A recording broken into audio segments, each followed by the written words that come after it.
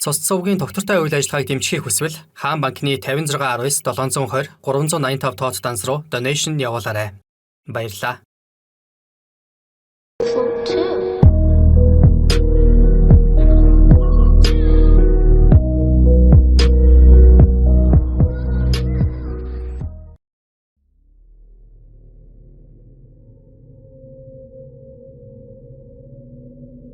Толгойтын зүүн салаанд нүүж ирснээс хойш Улзимаа хотод хоосон ядуу хүмүүс амьдрахын аргагүй байдаг юм байна да гэж өдөр болгон бодох болжээ. Тэднийх хотод нүүж ирэхээсээ өмнө ч элбэг хангалуун амьдралтай байгаагүй билээ. Хоосон ядуугийн зовлон тойрч гараагүй ягаад эцэг нь группт орсны дараа амьдрал нь бүрч хэцүү болсон учраас их нь аргаа барахтаа хот браадын хэмээн нүүж ирсэн юм санджээ. Тэднийх сумын төвдөр илүүдэл болсон ядуу хоосон айлуудын нэг байсан юм. Их нь сургуулийн захиралтай хаяа нэг нууцаараа загас наадуулдаг байснараа төрий барин нэг хэсэг сургуульд цэвэрлэгчийн ажил хийж эцэг нь ууланд очиж хулгайгаар түлээний мод бэлтгэн айлуудад зарж байсны хүчиндэл 6 хүүхэдтэй тэднийхээ хоол ундтай хондог байжээ. Гэтэл эцэг нь ууланд мод бэлтгэж байгаад модонд дарагдан нуруугаа хугалж сургуулийн захирал шинэ бэлгийн хамтрагчтай босны улмаас их нь ажлаасаа халагдаж амьдралын өөр орлогогүй тэднийхээ хөдөө суманд амь зуух арга бүр мөсөн мухарцсан аж.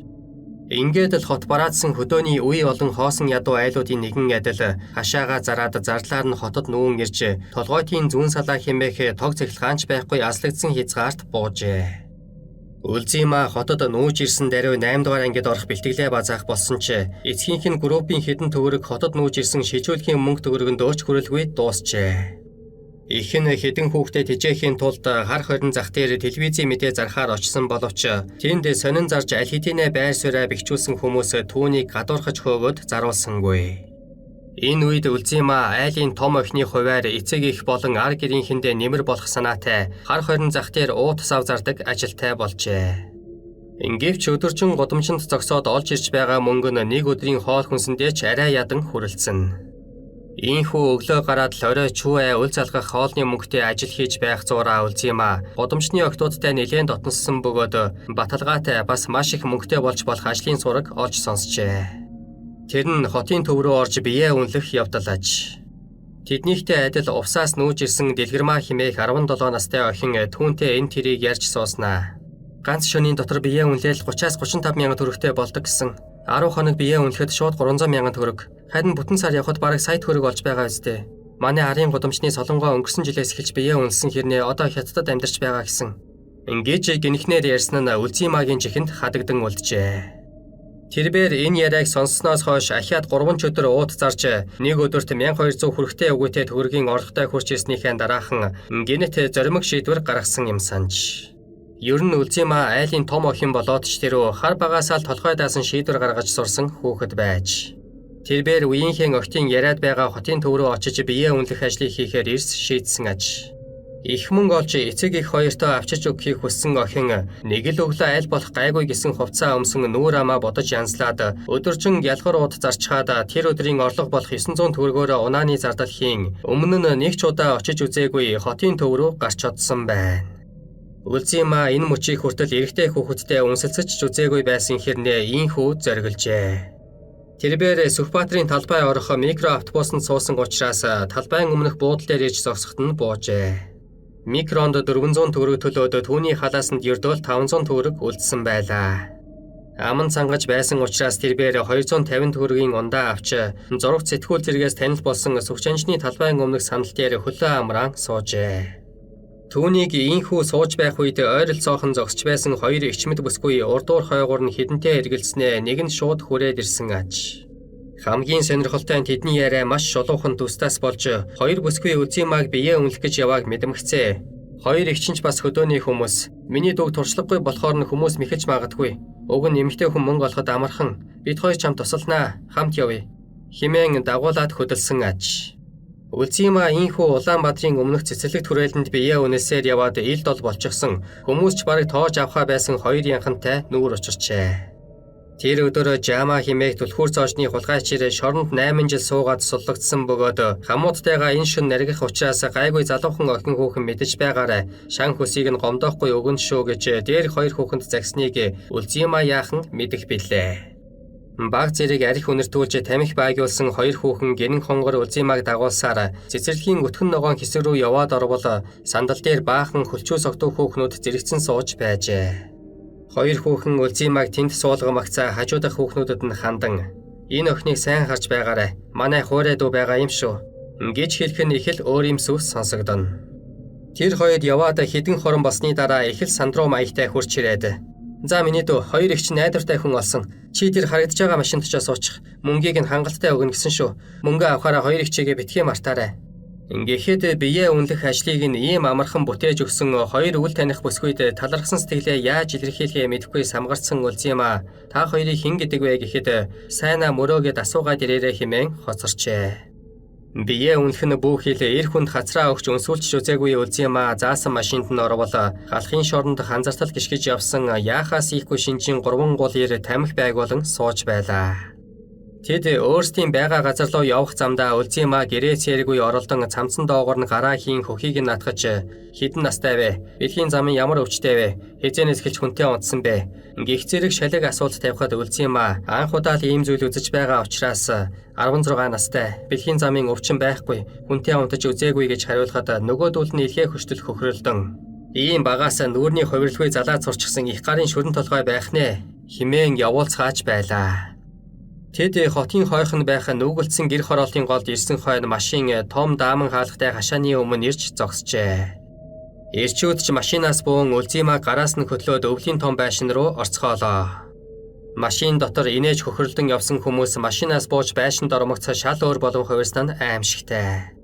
Тэд байшинд орсон даруй Улзимаг голдрон түлхэж "Аливаа над хувцаа тайлаад бүр мөс нь нүцгэл" ингэж тушаахан тэр. Бие үнэж мөнгө олоод ар гэрийнхэндээ нэмэр болох санаатай гарч ирсэн Улзима эхлээд ингэдэг юм байлгүй гэж бодоод хувцаа 100% тайлж эхэлсэн байна. Гэтэл янжуур зуусан өндөр шар залуу "Муу дэвсгэр чинь яасан маягтай хичээвэ? Хөдөлж ядаад яасан уддаг юм бэ? Бушуул" гэж хэлмэгцээл баруун шанаан дундуур нь гал манартал дисээд авчээ. Чихэн нэг хэсэг юу ч сонсохгүй шуугинд үлээсний эцэст сая нэг онгойн чимээ ороход өндөр шар залуу өөр нэг нөхөртэй хамжин түүний хувцсыг хідэн тийшин тасар татах нь холгүй мулт татан тайлж чулуудаад ирэхэд Улзима ихээс төрсэн биеэрээ хоёр гарынхаа нэгээр цээж нөгөөгөөр нь салтайгаа хаан мурчигнаж үлджээ.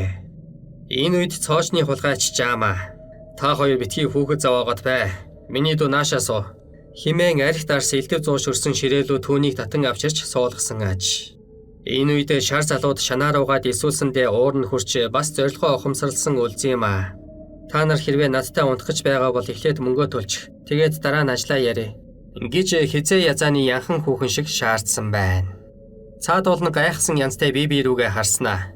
"Төрөөний хоёр чиний мөнгийг авчихсан шүү дээ. Чи тэр хоёроос очиод мөнгөө аваарай. Одоо байтлаа энэ яашканууд чинь давхар мөнгө нэгдэг болох нэ" гингүүтээ. "За наадхаа уучих" химэн аманд нь хундахтай арх тулган барьжээ. Ирчүүдийн үг Улзимагийн тархин дундуур татаад авах шиг л болсон аж. Хоёр хүүхэнд мөнгөө луйвэрдуулсандаа хор шарнд бусдан хорссон тэр хундахтай архийг хахаж цацгах үгүй хөнтөрч орхижээ. Хэсэг хугацааны дараа шоронд он удаан жил хэвтэж охид хүүхнээр ангаж цангасан цоочны хулгайч Жама хагсаагаа гаргахаар Улзимагийн өмнө хувцаа тайлжээ. Энэ үед тэдэнд үнэн голосоо дургийг хөрсөн Улзима "Би явлаа" хэмээн хувцаа өмсч эхэлсэн нь хулгайч нарын дургийг бүрэн мөсөн хүргэсэн байна.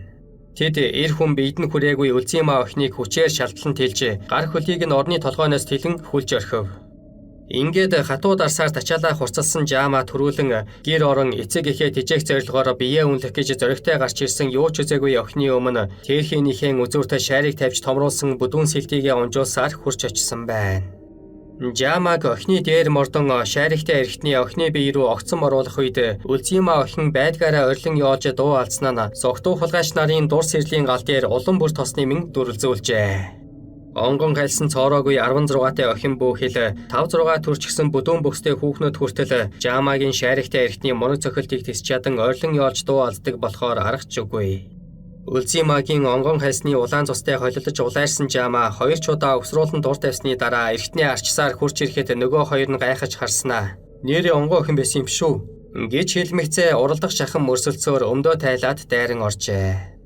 Хөөрхий охины тэлүүж хүлэгдсэн биеийг хулгайч нар дураараа эдэлж, нэг нь урдаас нь авраг эртний оглон орилуулж байхад нөгөөх нь шорон зангаараа араас нь аанус руу эртний чихэн чарлуулж байсан зэрэг бичид хэцүү үйл явдал үүр цайтал үргэлжилжээ.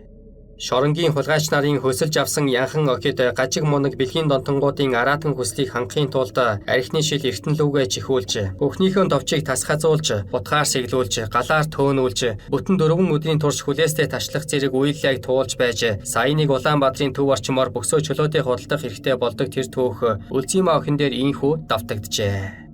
Үүр хаяарах үед шөнийн турш ужид хүслээ хангасан 3 хулгайч хөл дээрээ тогтож чадхааргүй болтлоо ядарсан байсан бөгөөд Үлзиймаа охин арай ч ухаан тавьчихаагүй дөнгөн данган амьсгалж би бицмар байна. Ингэж шивнэн гуйсаар гар хөлийнхөө хүлээсийг тайлуулж чаджээ. Тэрбээр салхинд хийсгэж байгаа намрын навч мэт бүнжигэнтэл чичрэн байж хувцаа дутуу хаагас өмсмөгцөө хям зүсч байгаад орхисон хотгийг ширээн дээрээс шүүрэн авч хажууганд нь тентэр тунтар найгаж зогссон цоожны хулгайч Жаамагийн гүрээлүүн шууд дүрж орхисон байна. Нөгөө хоёр нь уг явдлыг хэсэг зур алмайран харснаа гинэт сэхээ авч гартаа таарсан сандал ширээ мод чулуугаар зэвсэглэн байж эрх биш хоёрын хоёр эр хүн гэсэндээ саяныг Үлзиймаа охиныг дарж унган хотгийг нь салгаж чаджээ. Ингээд тэр хоёр энд болсон хүн амны хэргийг алуулдаг Жаамаа болон Үлзиймаа охин хоёр дээр тоххоор шийдэж өөрсдийгөө цэвэрлэхийн тулд цагдаа нар лууд дуулга өгчээ. Ийхүү хөдөөнөөс хотод ирээд амар хялбар аргаар бие үнэлэн их мөнгө олох гэсэн Үлзиймаа охин гутамшигт доромжлуудыг төвчж ядан нэг хулгайчийн аминд хүрээд луусангийн хоригдол болсон ажээ. Гэр орноо тижээж эцэг ихтэй тус болох гэсэн биш.